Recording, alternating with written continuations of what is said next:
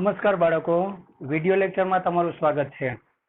ગુજકેટમાં આપણે ચેપ્ટર 3 પ્રવાહ વિદ્યુત અને ચેપ્ટર 4 વિદ્યુત પ્રવાહની ચુંબકીય અસર આ બે ચેપ્ટર જોયા હતા. હવે ચેપ્ટર 5 ચુંબકત્વ અને દ્રવ્ય એ આપણે જોવાનું છે. ચેપ્ટર 5 ચુંબકત્વ અને દ્રવ્ય. ચાલો એમાં આપણે કેટલાક સિલેક્ટેડ એમસીક્યુ કરીએ. ચાલો પહેલું એમસીક્યુ જોવો. સોલેનોઇડમાં કુલ આંટાની સંખ્યા. પહેલું એમસીક્યુ છે, રકમમાં વાંચો. સોલેનોઇડમાં કુલ આંટાની સંખ્યા. હવે કુલ આંટાની સંખ્યા હોય તો કેપિટલ N અને એકમ લંબાઈ દીઠ આંટાની સંખ્યા હોય તો સ્મોલ n. ચાલો બીજું આપેલું છે ત્રિજ્યા અને પસાર થતો વિદ્યુત પ્રવાહ I. ચાલો કેટલા છે અનુક્રમે, એટલે આંટાની સંખ્યા 100, ત્રિજ્યા 2 સેન્ટીમીટર. એટલે આપણને ખબર છે કે હંમેશા SI પદ્ધતિમાં જ ગણાય. પેલા 5 ચેપ્ટરના દાખલા SI પદ્ધતિમાં જ ગણાય.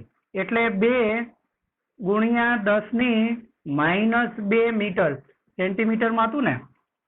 ચાલો અને પ્રવાહ આપેલો છે. ત્રિજ્યા આટલી હતી, પ્રવાહ 2 મિલી એમ્પિયર. તો 2 મિલી એટલે 10⁻³ એમ્પિયર. ચાલો તો ચુંબકીય ચાકમાત્રા ગણો. ચુંબકીય ચાકમાત્રા કે ચુંબકીય ડાયપોલ મોમેન્ટ. હવે ગજ્યો ચુંબક હોય તો એની ચુંબકીય ચાકમાત્રા આપણને ખબર છે, ધ્રુવમાન P ઇન્ટુ તેની લંબાઈ 2L. પણ પ્રવાહધારિત ગૂંચળું હોય કે સોલેનોઇડ હોય તો એની ચુંબકીય ચાકમાત્રા M નું સૂત્ર આપણને ખબર છે, NIF. એટલે આ ધ્યાન રાખજો, NIF. અને ગજ્યો ચુંબક હોત તો ધ્રુવમાન P ઇન્ટુ તેની લંબાઈ 2L. ચાલો અહીં સોલેનોઇડ માટે ઝડપની ચાકમાત્રા કે ચુંબકીય ચાકમાત્રા NIF, ઝડપની નહીં, ચુંબકીય ચાકમાત્રા NIF. ચાલો N એટલે આંટાની સંખ્યા, 100 એટલે 10⁻².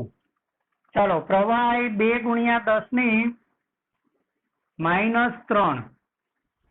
ચાલો આડછેદનું ક્ષેત્રફળ એટલે અહીંયા જ લખી દઈએ NI. ચાલો અને સોલેનોઇડ એટલે વર્તુળાકાર હોવાથી πr². ચાલો પાઈની કિંમત ઓપ્શનમાં રાખેલી છે એટલે રહેવા દઈએ. તો પાઈની જગ્યાએ પાઈ લખશું. ચાલો r ની જગ્યાએ શું લખશું? 2 ગુણ્યા 10⁻² નો વર્ગ.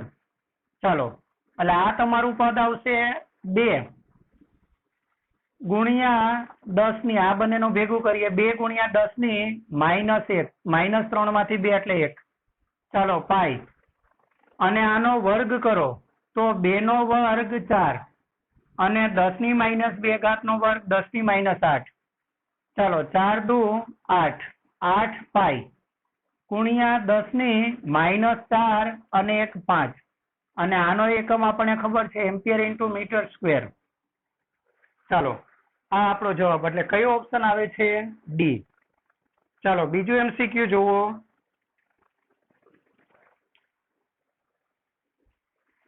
બીજું એમસીક્યુ, ત્યાં રકમ વાંચો.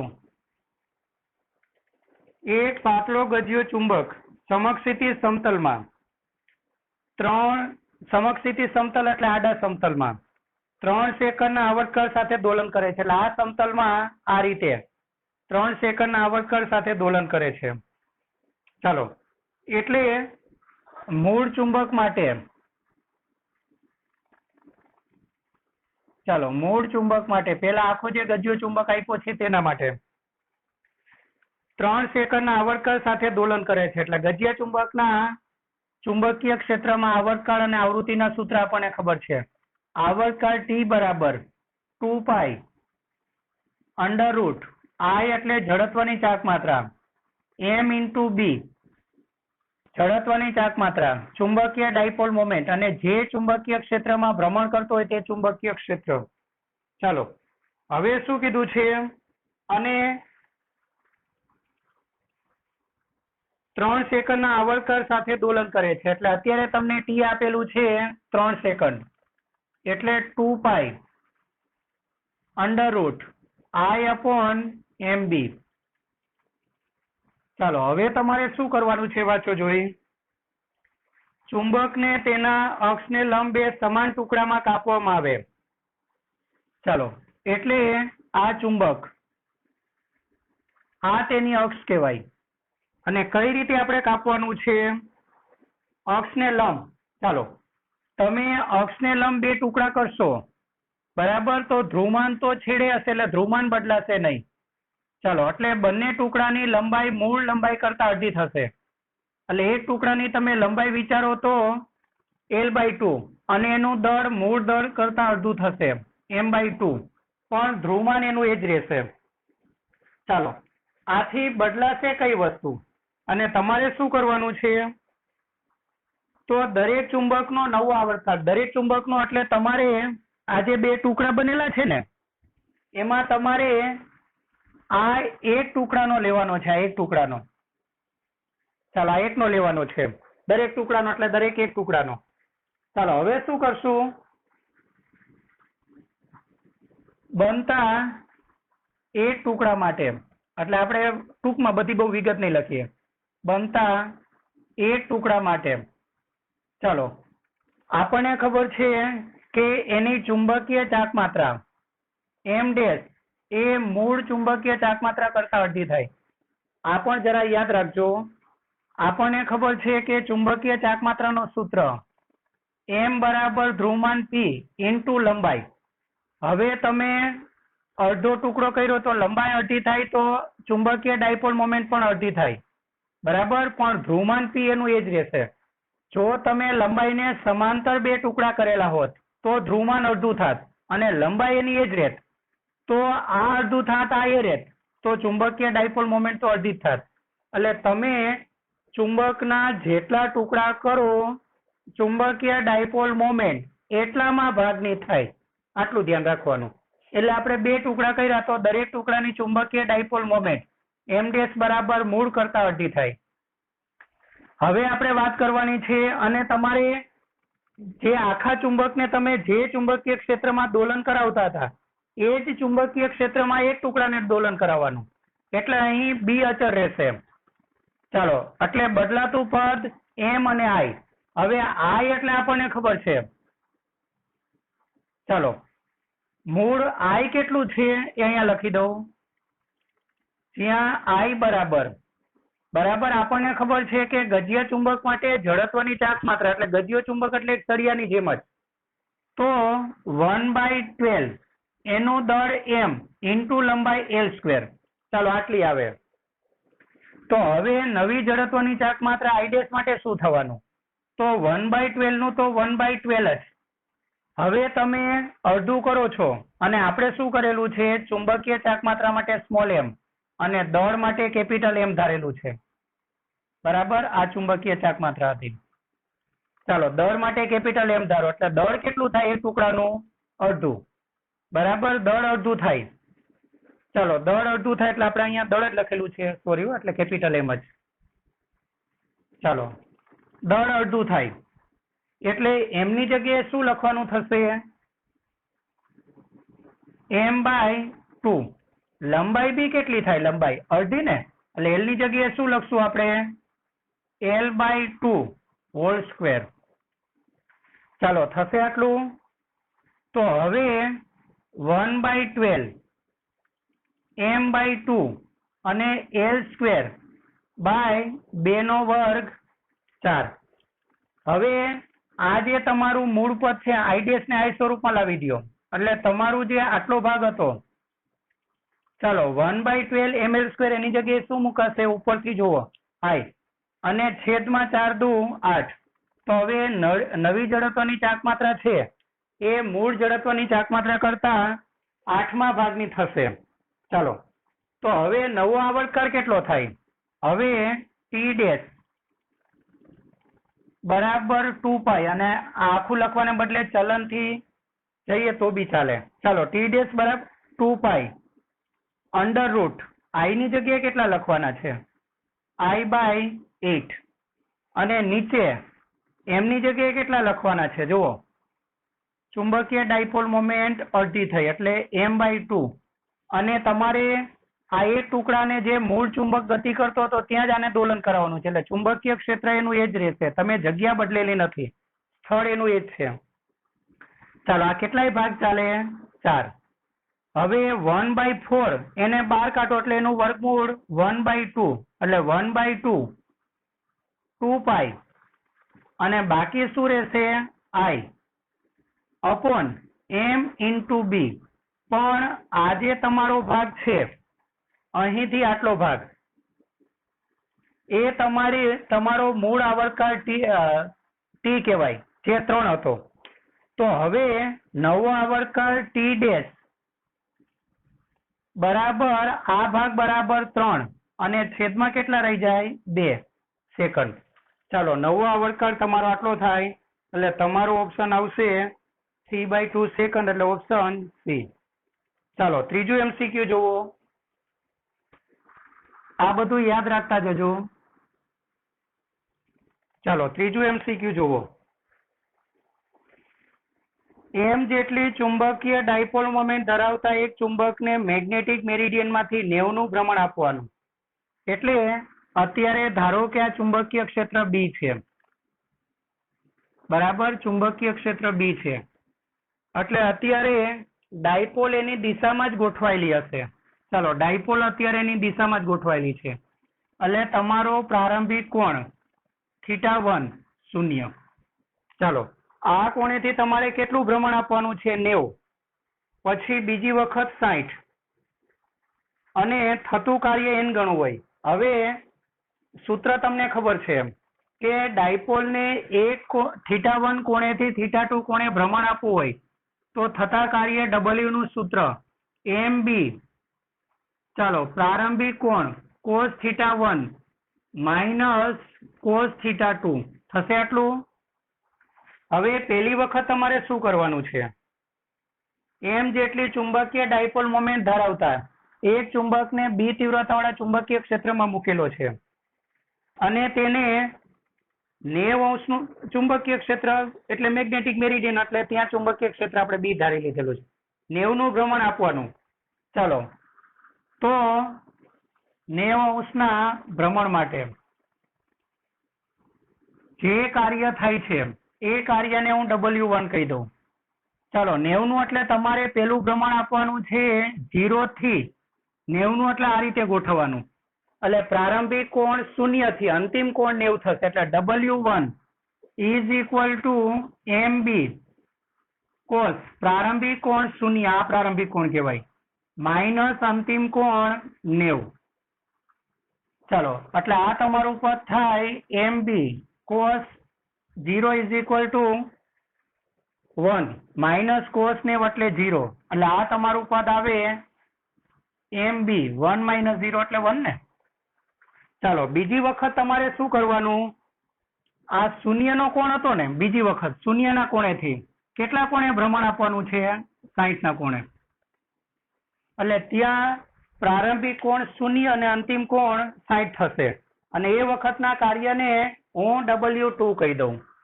ચાલો આ તમારું W1, એટલે હવે તમારે કહેવાનું છે 60° કોણ માટે. ચાલો જે કાર્ય થશે એને W2 કહી દઉં, એટલે W2 નું સૂત્ર શું આવે? MB cos પ્રારંભિક કોણ 0 અને અંતિમ કોણ cos 16. ચાલો સાદુરૂપ આપીએ તો MB cos 0 is equal two 1, cos 60 એટલે 1/2. ચાલો 1 માંથી 1/2 કાઢો એટલે 1/2 ને, એટલે તમારું આ પદ આવશે MB/2.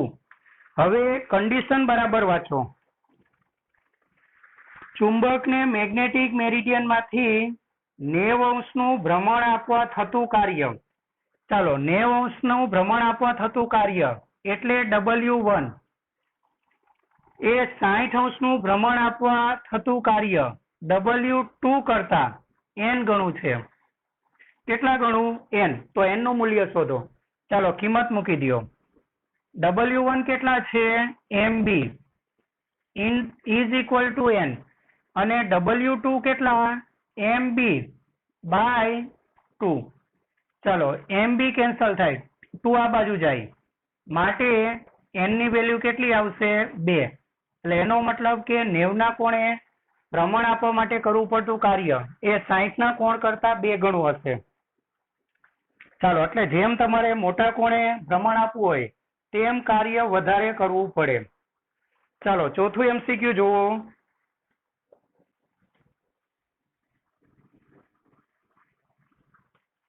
ચોથું MCQ જુઓ. એક ચુંબકની લંબાઈ. ચાલો, ચુંબકની લંબાઈ એટલે આપેલી વિગતમાં આપણને સ્મોલ કે કેપિટલ કંઈ બી ધારો L આપેલું છે. ચાલો, કેટલી છે L? 31.4 સેન્ટીમીટર.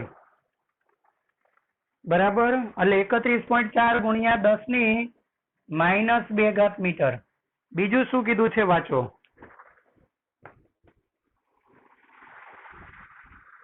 અને ચુંબકીય ધ્રુવમાન. ચાલો, ચુંબકીય ધ્રુવમાન એટલે ચુંબકના બંને ધ્રુવની પ્રબળતાને ધ્રુવમાન P કહેવાય. એટલે ધ્રુવમાન P. ચાલો, કેટલું આપેલું છે? 0.5 એમ્પિયર. અને ધ્રુવમાનને તમે ચુંબકની લંબાઈ વડે ગુણશો એટલે ચુંબકીય ડાયપોલ મોમેન્ટ m મળી જશે. જો તેને અર્ધવર્તુળાકાર સ્વરૂપે વાળવામાં આવે તો ચુંબકીય ચાકમાત્રા કેટલી થશે?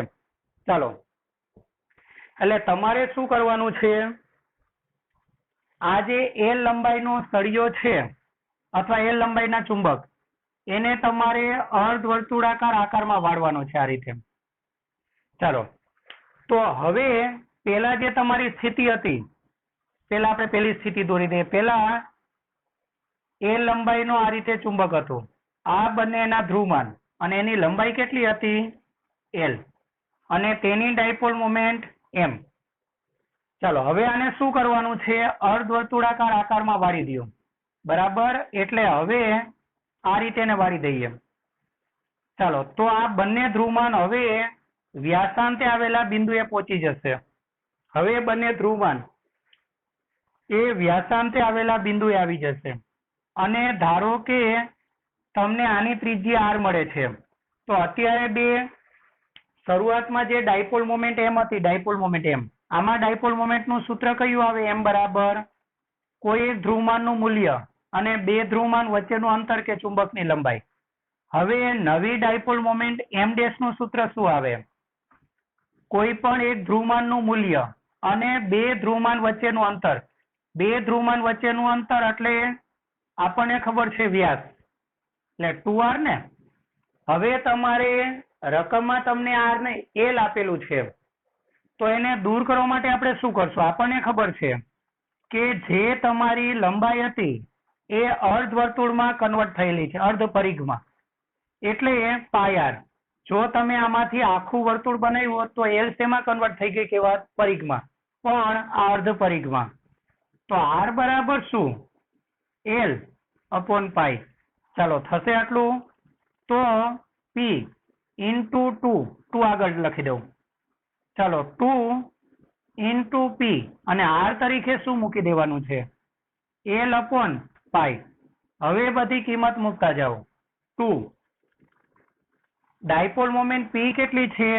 0.5. l કેટલું? l 31.4 ગુણ્યા 10 ની -2. અને પાઈની કિંમત જોવો.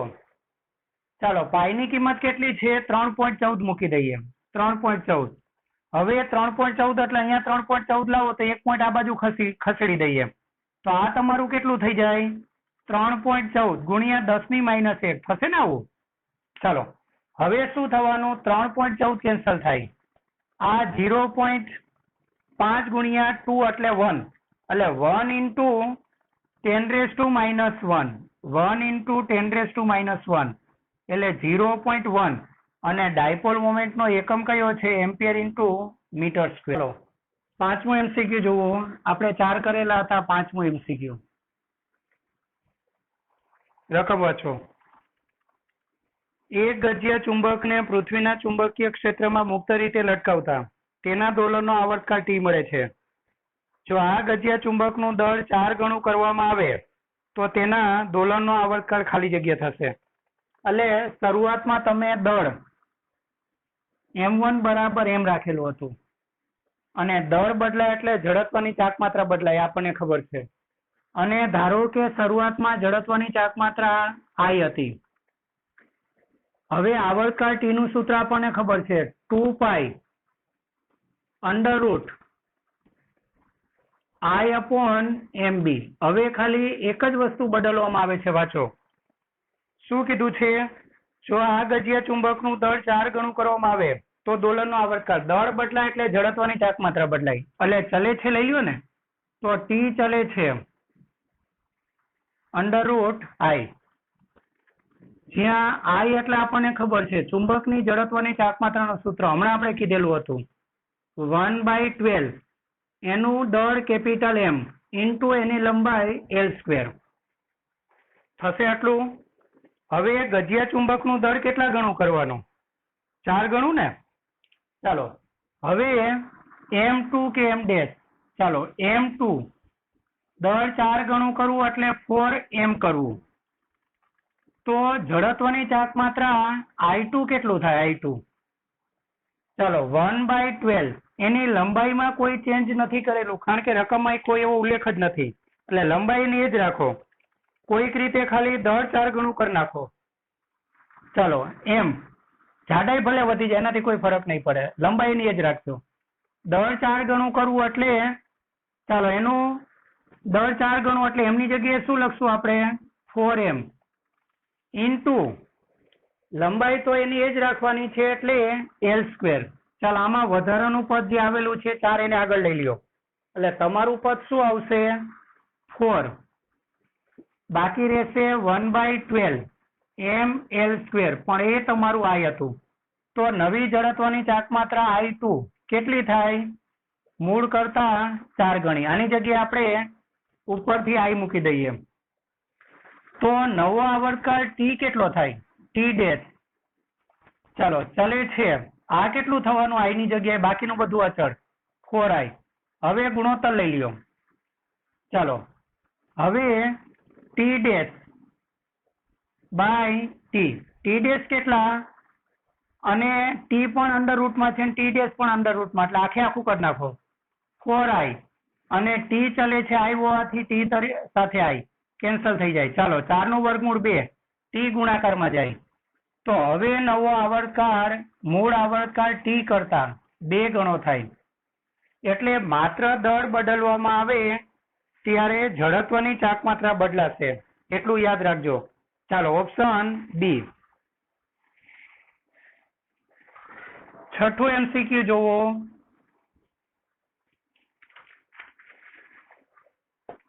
શું કીધું વાંચો.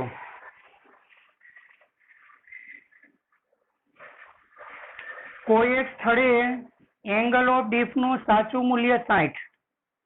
ચાલો એટલે સાચા ડીપ એંગલ ને એક કામ કરો, આપણે θ1 કહી દઈએ કાં δ1. ચાલો સાચો આપેલી વિગત જુઓ. સાચો ડીપ એંગલ એને δ1 કહી દઉં. કેટલું છે? મોસ્ટ ટાઈમ થયો અગત્યનું, આ ખાસ કરજો, અગત્યનું. ચલો સાચા ડીપ એંગલ નું મૂલ્ય 60°. તો મેગ્નેટિક મેરિડિયન સાથે 30° નો કોણ બનાવતું સમતલ અને એપેરન્ટ એટલે આભાસી સમતલ છે. સોરી, બનાવતા સમતલમાં એપેરન્ટ ડીપ એંગલ એટલે એપેરન્ટ એટલે આભાસી ડીપ એંગલ. ચાલો એને હું δ2 કહી દઉં, આ શોધવાનું. અને મેગ્નેટિક મેરિડિયન સાથે 30° નો કોણ બનાવતું એક સમતલ છે. આપણને ખબર છે કે સાચો ડીપ એંગલ હંમેશા મેગ્નેટિક મેરિડિયનમાં મળે અને આભાસી ડીપ એંગલ છે એ મેગ્નેટિક મેરિડિયન સિવાયના સમતલમાં મળે. હવે મેગ્નેટિક મેરિડિયન સિવાયનું સમતલ છે એ સાચા મેગ્નેટિક મેરિડિયન સાથે 60° નો કોણ બનાવે છે. એટલે આનું સૂત્ર આપણે યાદ જ રાખશું, tan δ1 is equal to tan δ2 into cos phi. હવે આ કેવી રીતે આવે તે તમને સમજાવી દઉં. આ કેવી રીતે આવે યાદ રાખજો. અત્યારે તો સમજાવું છું પણ પરીક્ષામાં હવે આપણે ડાયરેક્ટ યાદ રાખશું. જુઓ, ધારો કે આ તમારું મેગ્નેટિક મેરિડિયન, મેગ્નેટિક મેરિડિયન, ચાલો મેગ્નેટિક મેરિડિયન, અને જે ચુંબકીય સોય, આ તમારો સમક્ષિતિજ ઘટક કહેવાય, જેને આપણે BH કહેતા. આ તમારો વર્ટિકલ ઘટક, જેને આપણે BV કહેતા. અને જમીન સાથે ચુંબકીય સોય જેટલા કોણે નમેલી રહે, જમીન એટલે તમારો આ ભાગો, જમીન સાથે ચુંબકીય સોય જેટલા કોણે નમેલી રહે તે તમારો ડીપ એંગલ. એટલે ધારો કે આ ચુંબકીય સોય, અને ચુંબકીય સોય હંમેશા ચુંબકીય ક્ષેત્ર B ની દિશા દર્શાવે, B ની દિશા મારીએ.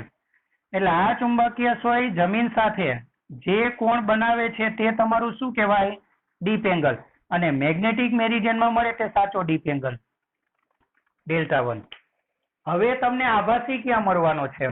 તો આની સાથે રહેલા અન્ય સમતલમાં. અન્ય સમતલ કઈ રીતે રહેલો છે વાંચો. તો અન્ય સમતલ છે ને એ મેગ્નેટિક મેરિડિયન સાથે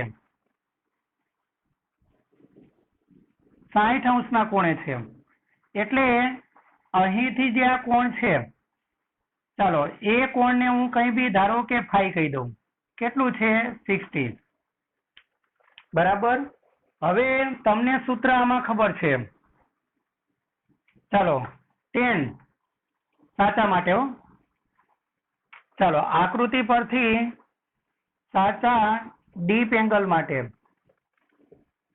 સાચા ડીપ એંગલ માટે ચાલો સૂત્ર તમને ખબર છે, tan ડેલ્ટા. અને ખબર છે ને આ તો આ તમારું મેગ્નેટિક મેરિડિયન, આ તમારું B, ચાલો આ BH, બરાબર. એટલે આ સામેનો ઘટક BB કહેવાય. એ કયો કે આ એક જ કહેવાય ને. અને આ તમારું BH, અને આ તમારું ડીપ એંગલ, અને આ ચુંબકીય ક્ષેત્ર B, અને અહીંથી કાટખૂણો પડે તો tan ડેલ્ટા એટલે સામેની બાજુ છેદમાં પાસેની બાજુ. એટલે tan Δ1 તમે સાચા માટે અહીંયા Δ1 ધારેલું છે. ચાલો BV બાય BH. હવે આભાસી ડીપ એંગલ માટે, આભાસી ડીપ એંગલ માટે આ મેથડ કરાવું છું, ખાલી સમજી લેજો. પરીક્ષામાં તો ડાયરેક્ટ સૂત્ર યાદ રાખી લેજો. હવે આભાસી ડીપ એંગલ એ દેખીતી વાત છે કે આ સમતલમાં રચાય. હવે આ સમતલનો સમક્ષિતિજ ઘટક એટલે આ BH નો ખૂણો ટચમાં છે એટલે કોસ ઘટક કહેવાય. એટલે આભાસી માટે શું લખાય? tan Δ2. આભાસી ડીપ એંગલ ને Δ2 કીધેલું છે. ચાલો એના માટે બંને સમતલ માટે તો પેજના બે જુદા જુદા પેજ હોય. ચાલો 2 પેજ હોય તો એ બંને પેજનું જોડાણ તો એક જ જગ્યાએ છે. એટલે આ તો બંનેમાં જોઈન્ટ થયેલી બાજુ છે. આ બાજુ આ ધાર અલગ અલગ હોય, બાકી આ ધાર તો એક જ થવાની ને. આ તમારા ધારો કે 2 સમતલ, આ 2 સમતલ, તો બંને સમતલમાં આ ધાર તો એક જ કહેવાય, આ ધાર અલગ પડશે. એટલે તમે જુઓ તો આ આભાસી સમતલમાં પણ અન્ય સમતલમાં પણ ઉર્ધ્વ ઘટક તો બંનેનો સેમ જ રહેવાનો, ખાલી સમક્ષિતિજ ઘટક બદલાશે.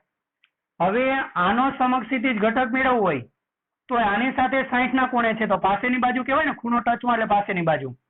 તો આનો આ ઘટક કયો મળે? આના અનુસંધાનમાં કયો મળે? BH. અહીંયા h સ્મોલ લીધું છે તો સ્મોલ લખો, BH cos phi. તો હવે આભાસી માટે શું બને? આભાસી એટલે આ સમતલમાં એની પાસેની બાજુ કઈ? BH cos phi, અને એની સામેની બાજુ કઈ? BV. એટલે આભાસી માટે શું બને? BV upon BH cos phi થશે આટલું. ચાલો બંનેનો ગુણોત્તર લઈ લઈએ. ગુણોત્તર લઈએ તો શું લખાશે? tan Δ1 upon tan Δ2 is equal to tan Δ1 એટલે પેલા આપણે આ લીધેલું છે BV by BH. અને આ છેદમાં છે એટલે ઉલટાવીને મૂકી દે એટલે શું લખાશે BH cos phi. cos phi એટલે બંને સમતલ વચ્ચેનો કોણ હો. અને અપોન BV. ચાલો થશે આટલું. અંશ અને છેદમાંથી BV કેન્સલ થાય, BH કેન્સલ થાય, એટલે આને ગુણાકારમાં લઈ જાઓ એટલે તમારું સૂત્ર શું આવે tan delta 1 is equal to tan delta 2 ગુણ્યા cos phi. એટલે તમારે શું યાદ રાખવાનું ખ્યાલ આવ્યો આ સાચા ડીપ એંગલ માટે બરાબર આભાસી ડીપ એંગલ માટે અને બે સમતલો વચ્ચેનો કોણ એના માટે કોસ વિધેય જ્યારે પેલા બંને માટે સાઇન વિધેય. આ સૂત્ર એક મોઢે કરજો યાદ રાખજો એટલે દર વખતે તમારે આટલી લાંબી મેથડ નો કરવી. ચાલો કિંમત મૂકી દો tan delta 1 એટલે delta 1 કેટલા મૂકી દેશું આ tan delta 1 કેટલા છે સાચો deep angle 16 is equal to tan delta 2 જે આપણે શોધવાનું છે into ચાલો tan delta 2 into cos phi અને ચાલો cos phi એટલે તમને કેટલો આપેલો છે જોવો જોઈએ બંને વચ્ચેનો કોણ કેટલો છે બંને વચ્ચેનો કોણ કઈ કીધેલો છે જોવો જોઈએ 30. આ જે કોણ તમને આપેલો છે સોરી આ બંને વચ્ચેનો કોણ તમને આપેલો છે તે કેટલો 30. ડેલ્ટા 1 60 છે આ 30. ચાલો એટલે ઇન્ટુ cos 5 એટલે cos 13. ચાલો tan 60 એટલે √3 ને sin 30 એટલે √3/2 upon 1/2 2 કેન્સલ √3. ચાલો tan delta 2 જે આપણે શોધવાનું છે અને cos 30 એટલે cos 30 એટલે √3/2. ચાલો √3 કેન્સલ થાય 2 ગુણાકારમાં જાય એટલે tan delta 2 is equal to 2 માટે delta 2 is equal to tan inverse પેલી બાજુ ઇન્વર્સ ને 2. આ તમારો જવાબ. ચાલો કયો ઓપ્શન આવશે જોવો જોઈએ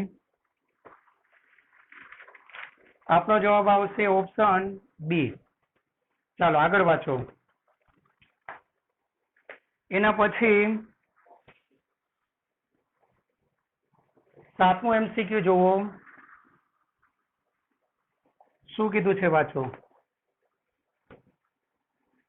જ્યાં ડીપ એંગલ 60 હોય તે સ્થળે પૃથ્વીના ચુંબકીય ક્ષેત્રનો ઉર્ધ્વ ઘટક અને સમક્ષિતિજ ઘટકનો સંબંધ શું હોય તો ડીપ એંગલ માટે સૂત્ર તમને ખબર છે tan delta is equal to BV by BH.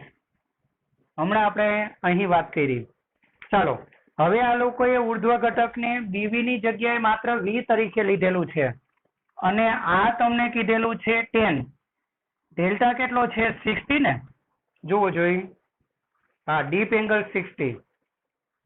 ચાલો અને BV તરીકે V અને BH તરીકે શું લીધેલું છે સમક્ષિતિજ ઘટક તરીકે H ને. ચાલો tan 60 એટલે √3 is equal to V by H. તો V બરાબર આ ગુણાકારમાં જાય શું થાય √3H. આ તમારો જવાબ V is equal to √3H. 8મો MCQ જોવો શું કીધું છે વાંચો. એક દ્રવ્યની સાપેક્ષ પરમિએબિલિટી. સાપેક્ષ પરમિએબિલિટી એટલે તમને ખબર છે μr કેટલા છે 0.055. તો તેની ચુંબકીય સસેપ્ટિબિલિટી કેટલી થાય એટલે ચુંબકીય સસેપ્ટિબિલિટી એટલે કાઈ એમ શોધવાનું છે. તમને સૂત્ર ખબર છે μr is equal to 1 plus chi m.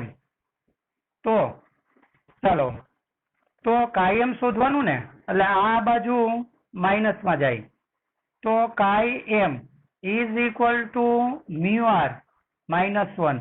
ચાલો μr કેટલા છે નીચે લખી દઉં માટે કાઈ એમ is equal to mu R. Mu R કેટલા છે? 0.055 -1.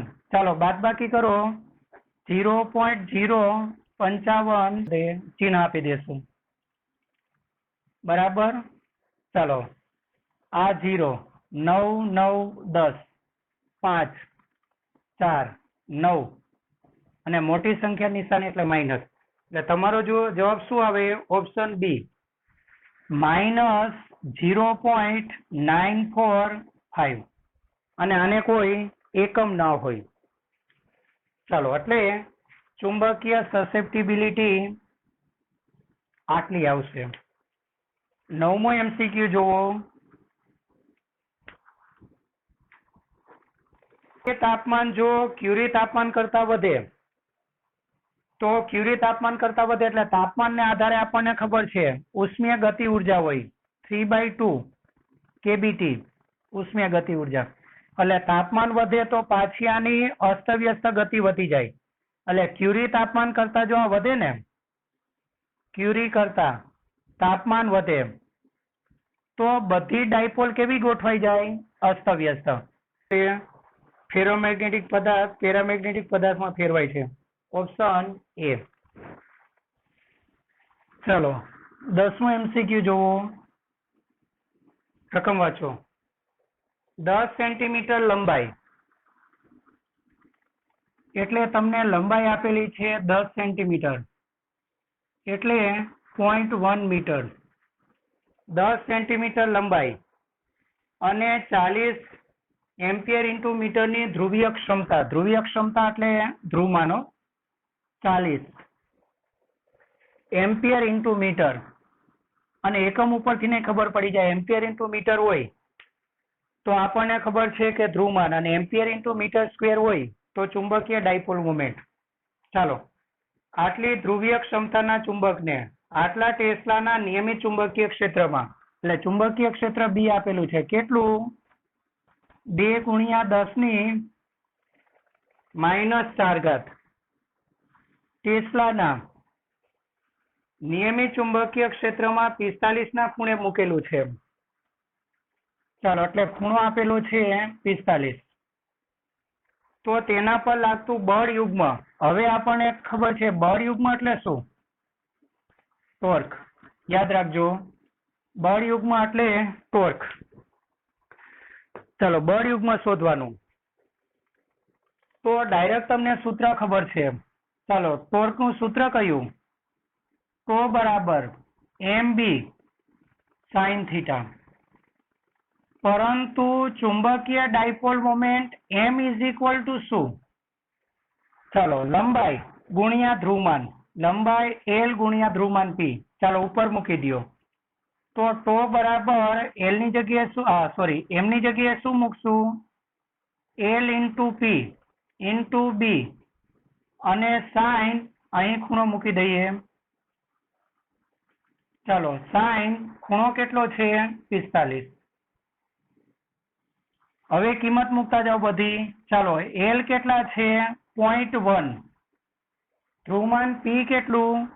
40. અને 0.1 ને કઈ વાંધો નહીં, એના પછીના સ્ટેપમાં આપણે મીટરમાં કન્વર્ટ કરી નાખીએ, ખાતામાં કન્વર્ટ કરી નાખીએ. ચાલો ચુંબકીય ક્ષેત્ર B કેટલું?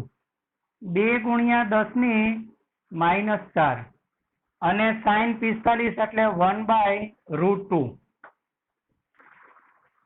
ચાલો હવે આનું સાદુરૂપ આપીએ. 0.1 ગુણ્યા 40 ગુણ્યા 2 ભાગ્યા √2 એટલે 1.41 ઇઝ ઇક્વલ ટુ 5.67 અને 10⁻⁴. ચાલો અને 1 પોઈન્ટ દૂર કરો એટલે 0.567 ઇન્ટુ 10⁻³ કાં તો જૂલ અને કાં તો ન્યૂટન ઇન્ટુ મીટર. ચાલો આ દાખલાનો જવાબ ઓપ્શન ડી આવે.